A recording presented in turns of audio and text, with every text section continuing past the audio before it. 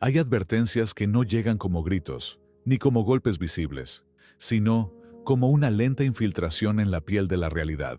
Carl Jung, en sus estudios más peligrosos, encontró que la mayoría de sus pacientes con potencial destructivo mostraban la misma señal antes de que su veneno comenzara a corroerlo todo.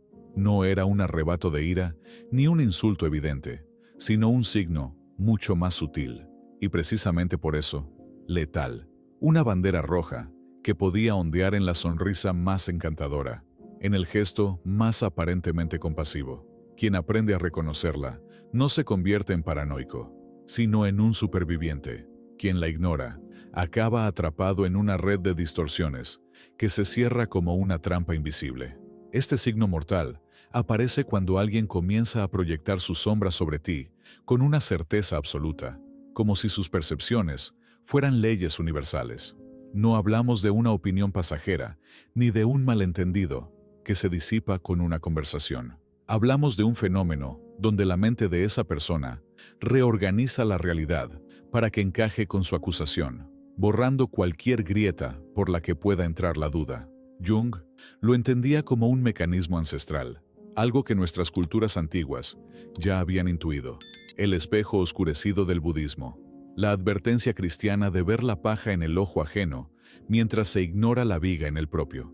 Pero aquí, en la consulta de Jung, no era metáfora, era una sentencia en tiempo real. En 1913, un paciente suyo encarnó el peligro en estado puro. Era articulado, simpático, genuinamente preocupado por los demás, o al menos eso parecía. Sin embargo, cada persona a la que describía como manipuladora, cruel o malintencionada, compartía las mismas características que él mismo negaba de sí. Su narrativa era impecable, convincente y mortal. En cuestión de meses, destrozó amistades, arruinó carreras y llevó a su propio hermano al borde del colapso nervioso. Todo mientras se mantenía en la postura de víctima impecable, incapaz de sospechar que era él quien llevaba el cuchillo en la mano. Lo más aterrador, según Jung, no era su capacidad de destruir a otros, sino la convicción con la que lo hacía. Su certeza era tan sólida que hasta observadores externos, inicialmente escépticos, terminaban adoptando su versión de los hechos. Era la formación de lo que Jung llamó un campo de distorsión de la realidad, un lente colectivo que deformaba los rostros, las intenciones y las memorias, hasta que la verdad original quedaba irreconocible. Y cuando ese campo se cierra sobre ti, no luchas solo contra una persona, luchas contra todo un coro que canta al unísono una canción que jamás compusiste. Lo peor es que este mecanismo no es exclusivo de mentes enfermas o personalidades abiertamente hostiles. Puede brotar en cualquiera, incluso en quien se cree moralmente intachable, porque la sombra no necesita permiso para entrar en escena. Basta con que la conciencia no la reconozca. En ese momento, la persona se convierte en un sacerdote de su propia ilusión, dispuesto a reclutar seguidores para protegerla. Y tú, sin darte cuenta, puedes terminar convertido en el altar sobre el que sacrifican tu reputación, tu paz mental, y si no despiertas a tiempo, tu cordura misma. La proyección de sombra no es una simple opinión equivocada, es un acto de hechicería psicológica. Cuando alguien la ejerce con convicción, su cerebro literalmente reescribe la realidad para sostener su visión distorsionada. Estudios modernos de neurociencia, como los del Dr. Robert Sapolsky en Stanford, confirman que durante un episodio intenso de proyección, las mismas redes neuronales que se activan en estados delirantes se encienden con fuerza. No mienten a propósito. Su mente, secuestrada por el contenido inconsciente, realmente cree en el guión que interpreta.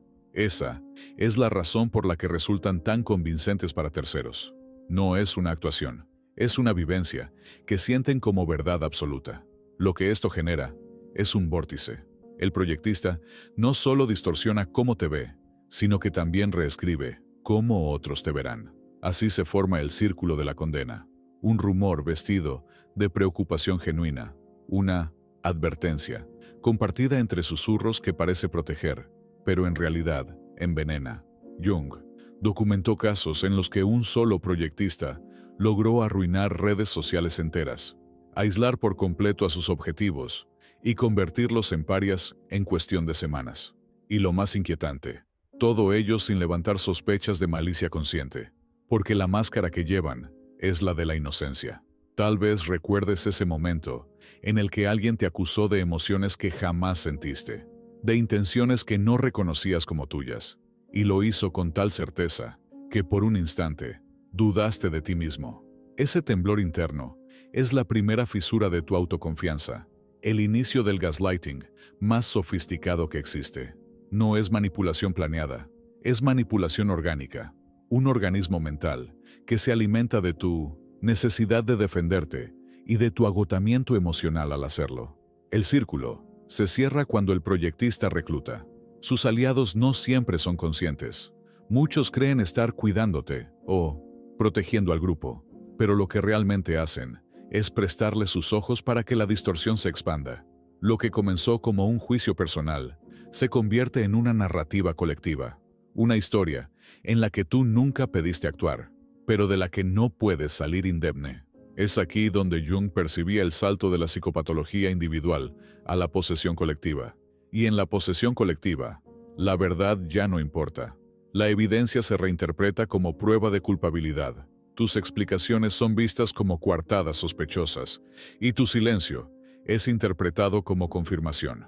En ese mundo cerrado, no hay salida negociada, solo la retirada estratégica, antes de que el campo de distorsión consuma todo lo que eres.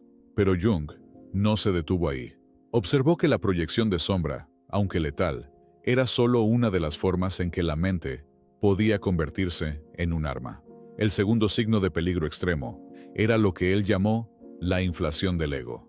A diferencia del proyectista, que distorsiona inconscientemente, el individuo inflado se cree conscientemente un portador de verdad, un juez moral, un salvador designado.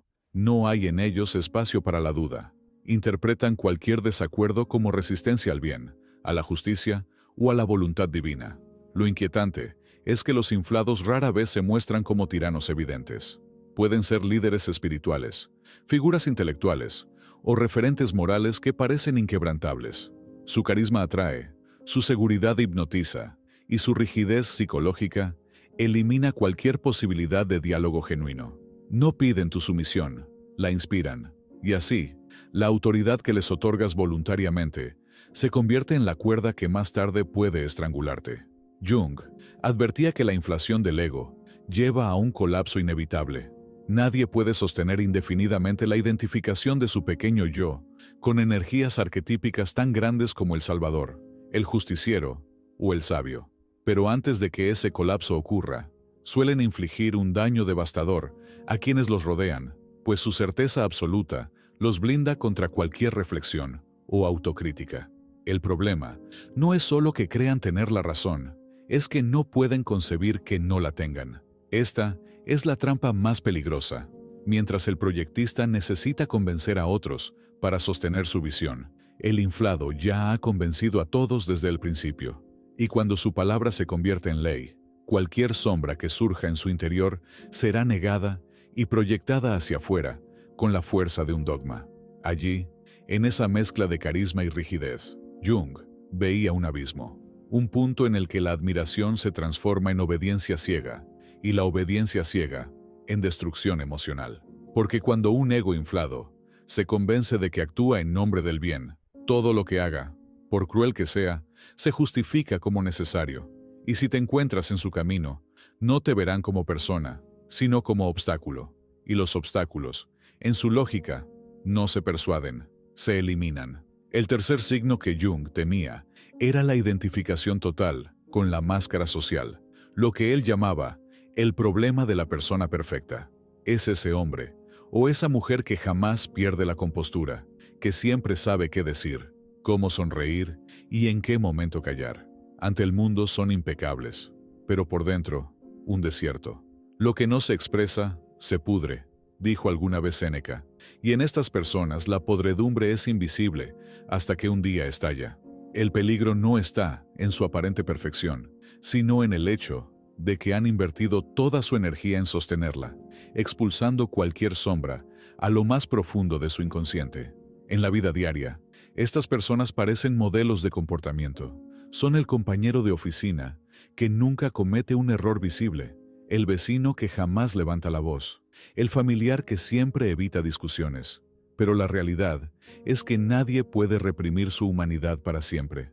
Un día, una chispa trivial, un comentario fuera de lugar, una broma mal interpretada, puede romper el sello, liberando años de resentimientos, frustraciones y deseos prohibidos.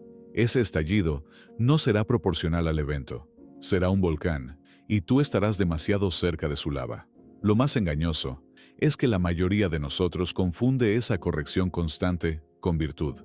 En la pareja, por ejemplo, un ser perfecto puede ser al inicio un refugio. No se enoja, no discute, no muestra debilidad, pero con el tiempo, esa calma se siente como un espejo helado.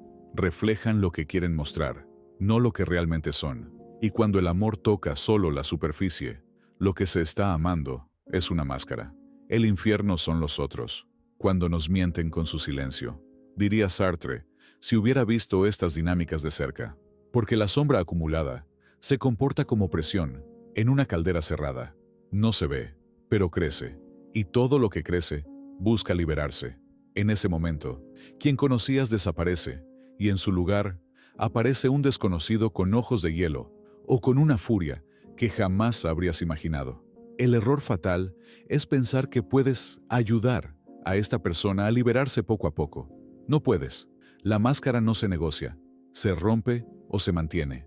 Y cuando se rompe, arrastra contigo todo lo que está cerca, sin importar si eres culpable o inocente. Porque para ellos, tu proximidad es suficiente para que te conviertas en el recipiente de todo aquello que no soportan ver en sí mismos.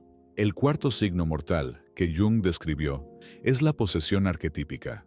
Aquí no hablamos de un rasgo exagerado, sino de la desaparición de la identidad individual para dar paso a una fuerza impersonal que actúa a través de la persona. Quien lucha con monstruos debe tener cuidado de no convertirse en uno, advirtió Nietzsche, y este es precisamente el peligro. El salvador que termina siendo tirano, el guerrero que se convierte en verdugo. En la vida real, lo ves en líderes que empiezan queriendo proteger y terminan controlando, en activistas que comienzan luchando por la libertad y acaban justificando censuras, en padres que dicen amar y acaban asfixiando. Sus ojos cambian, su voz se endurece, su lenguaje se llena de absolutos. Siempre, nunca, todo, nada. En ese momento, ya no discutes con la persona, discutes con el arquetipo que la posee. Jung relató casos en los que el poseído por el arquetipo del Salvador exigía sacrificios a quienes pretendía rescatar, hasta el punto de destruirlos por su propio bien. Lo más perturbador es que la persona poseída no siente que está dañando, siente que está cumpliendo un deber sagrado. Maquiavelo lo resumió con brutal claridad. Los hombres olvidan antes la muerte de su padre que la pérdida de su patrimonio. Así, el poseído puede arrebatarte lo más valioso, creyendo que te hace un favor. Ejemplos cotidianos sobran. La pareja que vigila tu teléfono para cuidarte. El jefe que invade tu tiempo personal porque eres indispensable. El amigo que te aísla de otros porque no te convienen. Lo que todos tienen en común es que creen que saben mejor que tú lo que necesitas. Y cuando alguien se cree dueño de tu destino, el siguiente paso es moldearte a su imagen y semejanza. La tragedia final es que el poseído por un arquetipo suele ser seguido por otros con devoción ciega. Y mientras más gente se suma a su cruzada, más pierde contacto con la realidad. Lo que al inicio era pasión se convierte en dogma, y el dogma, cuando se impone, no deja espacio para respirar. Si caes en ese círculo, no serás tratado como un individuo, sino como un símbolo. Y cuando eres un símbolo, dejas de tener derechos, solo tienes funciones. El quinto signo mortal que Jung señalaba era la compulsión de repetición, ese patrón invisible donde alguien recrea, una y otra vez, las mismas tragedias con diferentes rostros. El hombre es el único animal que tropieza 2 veces con la misma piedra, y luego la acaricia, ironizaba con crueldad un pensador anónimo. Quien vive atrapado en esta compulsión No lo sabe. Cree que es víctima del destino, cuando en realidad es el arquitecto inconsciente de sus propios desastres. En la vida diaria, lo ves en esa mujer que siempre termina con hombres abusivos, en ese amigo que cambia de trabajo para huir de jefes tóxicos y acaba con otros aún peores, en el hermano que corta lazos con familiares traidores y repite el mismo guión con cada pariente nuevo que entra en su vida. El elenco cambia, pero la obra es la misma. Y lo más inquietante es que tú puedes ser reclutado como personaje sin darte cuenta. Jung llamaba a esto sincronicidad negativa, señales invisibles que atraen, como un imán, a las personas perfectas para encarnar el papel que el inconsciente del compulsivo necesita. De pronto, sin haber hecho nada, te conviertes en el traidor, el abandonador o el perseguidor de una historia que empezó mucho antes de conocerte. Y por más que intentes cambiar el guión, la otra persona lo reescribe para que encaje con su trauma original. Nadie puede huir de su sombra si insiste en caminar hacia la misma luz, diría Kierkegaard. El peligro real está en la seducción inicial. El compulsivo sabe, sin saberlo, cómo atraerte, con vulnerabilidad, con intimidad inmediata, con un sentimiento de conexión especial que parece milagroso, pero esa conexión es un anzuelo y el hilo que lo sostiene lleva directo al pozo donde ya han caído muchos antes que tú.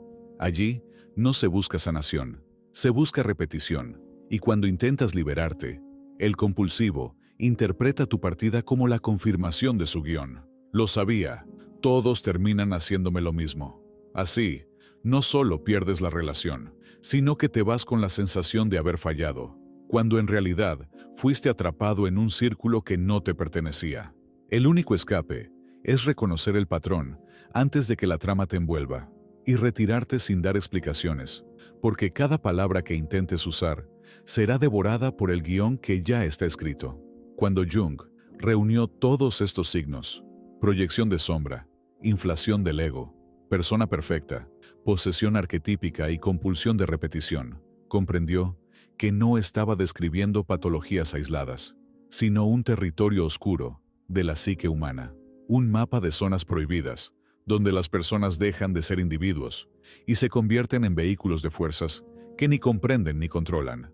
El hombre no es dueño de su casa, dijo Freud, y aquí la frase adquiere un filo aterrador. Si no gobiernas tus propios contenidos inconscientes, ellos gobernarán tu vida y la de quienes se crucen contigo. En la vida diaria, este territorio se siente como una niebla espesa.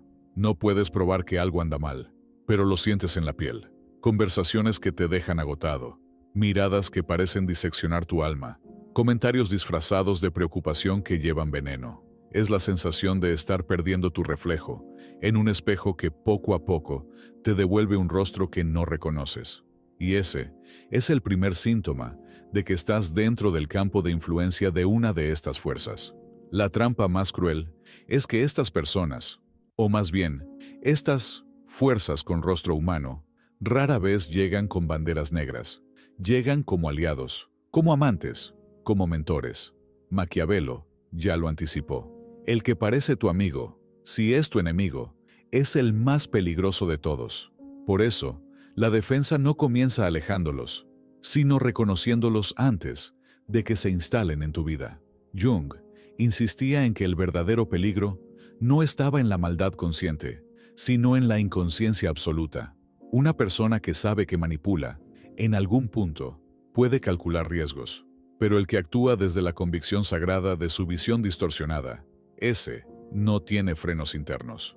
Para él, tu resistencia es pecado, tu desacuerdo es agresión, tu silencio es traición. Y aquí surge la pregunta que hiere. ¿Cuántas de las personas que te han amado lo hicieron viendo realmente quién eras? ¿Y cuántas amaron la proyección de lo que necesitaban que fueras? Esta duda, una vez sembrada, ya no se puede arrancar sin arrancarte parte de ti mismo. En este punto, Jung cruzaba la línea de la psicología para entrar en lo que él llamaba la realidad simbólica, el lugar donde la mente, al no reconocer su sombra, empieza a construir realidades paralelas que parecen tan sólidas como el mundo físico. No vemos las cosas como son, las vemos como somos. escribió Anais Nin, y esta sentencia es una llave para entender el peligro. Si el otro está poseído por su sombra, todo lo que vea de ti será un eco deformado de lo que niega en sí mismo. Imagina que en tu trabajo, un compañero te acusa de buscar su puesto, aunque jamás haya pasado por tu mente. Al principio, te ríes. Luego, otros empiezan a tratarte con desconfianza. Las reuniones cambian de tono, las miradas duran más de lo normal. No importa que demuestres tu inocencia, ya no eres una persona, eres un personaje en la historia que otro escribió. Así es como funciona la posesión colectiva. Una mentira con convicción se convierte en una verdad social. En la intimidad, el mecanismo es igual de destructivo. Una pareja te acusa de infidelidad sin pruebas, pero con certeza absoluta. Cada vez que sales, cada mensaje que recibes, se convierte en evidencia. No importa lo que digas, tus palabras serán interpretadas como parte de la mentira. Al final, ya no luchas por el amor, luchas por demostrar algo que nunca existió. Y esa lucha es la que te destruye. El problema es que, cuanto más intentas defenderte, más alimentas la narrativa ajena. Es como intentar salir de arenas movedizas moviéndote con desesperación. Cada gesto, cada palabra, es absorbida y reinterpretada para probar la culpa. La única salida, y aquí Jung era tajante, es cortar el vínculo antes de que la presión psicológica te quiebre. No por cobardía, sino por preservación. Porque la mente humana, bajo influencia de estos mecanismos, no busca la verdad, busca coherencia interna. Y si la coherencia exige tu destrucción, la mente hará lo necesario para lograrla. El hombre prefiere creer una mentira que le da sentido que aceptar una verdad que lo deja perdido, advertía Nietzsche. En la etapa final de su estudio, Jung comprendió que todos estos signos compartían un núcleo común: la incapacidad de verse a uno mismo por completo. Lo que no haces consciente se manifestará en tu vida como destino, dijo. Y en esta frase está el resumen de toda su advertencia. Las personas que no toleran ver su propia oscuridad necesitan depositarla en alguien más. Y si estás cerca, ese alguien puede ser tú.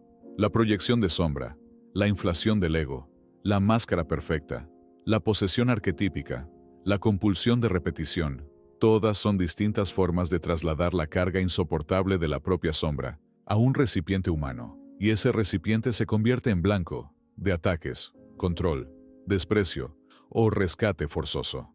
No importa la forma, el resultado es siempre el mismo: te vacías. En la vida diaria, esto significa que puedes pasar años luchando contra enemigos que no existen, salvo en la mente de quien los proyecta sobre ti. Puedes gastar tu energía defendiéndote de acusaciones que nunca nacieron de tus actos, sino del miedo o la culpa ajena. Y cuando, agotado, te retiras, quedas con la sensación de haber perdido, cuando en realidad lo único que hiciste fue sobrevivir. El clímax de este veneno es que, a fuerza de escuchar cómo eres, en realidad, corres el riesgo de empezar a creerlo. Esa es la victoria final del proyectista. No destruirte desde fuera, sino lograr que te destruyas desde dentro. Es ahí cuando el ciclo se completa, y tú mismo te conviertes en tu carcelero. Por eso, Jung no veía sus estudios como un ejercicio intelectual, sino como una advertencia urgente. Reconocer estos signos no es paranoia, es higiene psicológica. Es la diferencia entre ser dueño de tu vida o convertirte en un actor secundario en la obra inconsciente de otro. Y si tienes que elegir entre ser bueno para los demás o ser libre para ti mismo, recuerda lo que dijo Schopenhauer: la compasión mal entendida es el suicidio del alma. Hay una verdad que pocos están dispuestos a mirar de frente. La mayoría de los vínculos humanos no se rompen por grandes traiciones, sino por pequeñas erosiones invisibles que van carcomiendo el alma día tras día. Jung lo sabía. Comprendió que, cuando estos signos peligrosos se instalan en una relación, sea de pareja, de amistad, de familia o de trabajo, no hay recuperación posible sin ruptura. Lo que está enfermo en su raíz no florece aunque lo riegues, advertía un proverbio antiguo. Seguir invirtiendo energía en salvar algo que se alimenta de ti no es amor, es autoaniquilación. Porque el proyectista de sombra no descansa, el ego inflado no cede, la persona perfecta no se desnuda, el poseído por un arquetipo no se cuestiona, Y el compulsivo no cambia el guión. Esperar que lo hagan es como esperar que el fuego deje de quemar, porque le explicas que duele. En la vida diaria, esto se traduce en discusiones interminables, que terminan donde empiezan, promesas de cambio que se rompen antes de ser cumplidas, y disculpas que suenan más a justificación que a arrepentimiento. Y mientras tú esperas el milagro, ellos siguen reescribiendo la historia para que seas el villano de su obra. La trampa más perversa es la que convierte tu resistencia en una prueba más en tu contra. Si levantas la voz, estás a la defensiva. Si callas, es porque ocultas algo. Si te alejas, es porque eres culpable. Esta lógica circular es un laberinto sin salida. Freud lo explicaría así. El inconsciente no conoce de contradicciones, solo busca confirmación. Por eso, discutir con alguien atrapado en estos mecanismos es como intentar apagar un incendio con gasolina. Y sin embargo, el mayor daño no es externo, es interno. Es el momento en que, después de tanto escuchar su versión sobre quién eres, empiezas a sospechar que podría ser cierta. Ese instante es la verdadera derrota, porque ya no necesitan destruirte. Te destruirás tú mismo. Aquí es donde el veneno se vuelve irreversible, cuando la mentira ajena se convierte en tu voz interna, y nadie escapa indemne de un enemigo que habla con tu propio tono. La vida cotidiana está llena de víctimas que nunca supieron que lo eran, hombres que creyeron que sus parejas los moldeaban por amor, mujeres que aceptaron críticas constantes pensando que eran para su bien, hijos que cargaron culpas que no les correspondían. Todos tienen algo en común. Un día, dejaron de verse a sí mismos, y solo pudieron verse a través de los ojos de quien los manipulaba. Y entonces comprendieron demasiado tarde que ya no eran libres. El peor cautiverio es aquel en el que crees que eres libre, decía Rousseau. Jung nos empuja aquí a una elección radical. Aceptar que hay vínculos que solo se salvan destruyéndolos. Que hay personas a las que no se les enfrenta con argumentos, sino con distancia. Que proteger tu integridad psicológica no es egoísmo, sino supervivencia. Y que, si tienes que elegir entre ser bueno para los demás o mantenerte fiel a ti mismo, el único camino ético es el que preserva tu alma, porque un alma rota no salva a nadie. Esta es la verdad incómoda. La gente que más daño te hace rara vez se ve a sí misma como villana. Se cree heroína, mártir, guía, víctima. Y es precisamente esa convicción lo que la hace peligrosa. No hay defensa contra alguien que te hiere creyendo que te cura, salvo apartarte, antes de que su medicina envenene cada rincón de tu vida. El camino al infierno está empedrado de buenas intenciones, repetían los antiguos. Y Jung nos mostró que en psicología, esa frase es literal. El clímax de su advertencia es tan simple como insoportable. Quien no se acepta por completo, tarde o temprano, te convertirá en el basurero de todo lo que no soporta ver en sí mismo. Y tu única protección no está en convencerlo, sino en distinguir lo que te pertenece de lo que es suyo, y devolvérselo sin tocarlo. Esa lucidez es tu escudo, esa conciencia es tu frontera.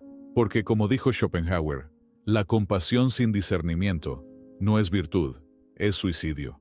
Y si has escuchado hasta aquí, es porque quizá ya sabes que ha llegado el momento de cerrar la puerta, no por rencor, sino para seguir vivo. No te engañes.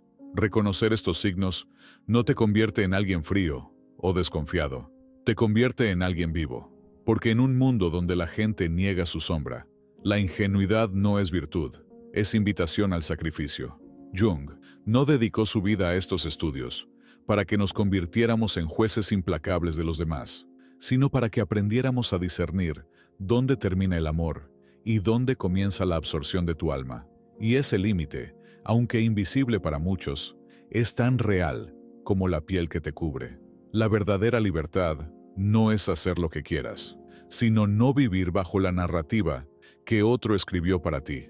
Significa devolver cada proyección al remitente, romper el espejo que te devuelve un rostro que no es el tuyo, y sostenerte en el peso insoportable de tu propia verdad. Ser libre es ser responsable de uno mismo, escribió Kierkegaard.